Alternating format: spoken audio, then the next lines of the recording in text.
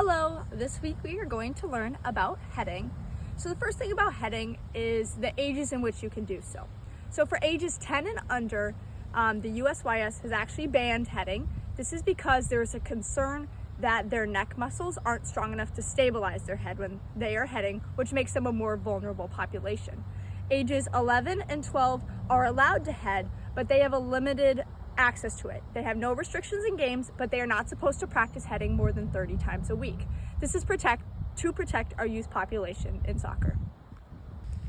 In terms of positioning, the most important part of heading a ball is that you want to hit it with the flat part of your forehead.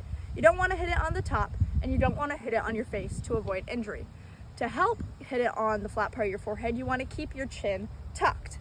In terms of body position, if you are heading a ball stationary, you want your legs to be shoulder width apart to maintain balance. When you approach a ball, you want your body to be slightly leaned back so you can follow through with the ball. This is to help prevent injury and to also let the header gain power. You want to make sure you keep your eyes open and that you're following the ball, not closing your eyes on impact. You want to keep your neck and your shoulder muscles stiff to support your head. And if you are stepping through a header, you can have one foot in front of the other and your arms tucked in.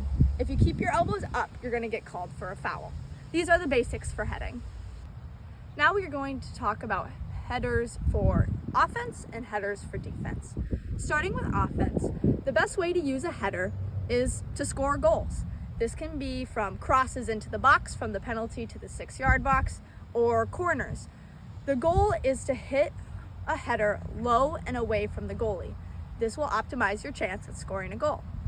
In terms of defensive heading, the main things you want the headers to be high and you want them to be wide. If they are not high, wide, and out, the ball can easily come back into your opponent's offensive zone, giving them a scoring opportunity. A good example of when you can use a defensive header is if a punt is coming in and you don't want it to hit the ground. Thank you for joining me this week for How to Head a Ball.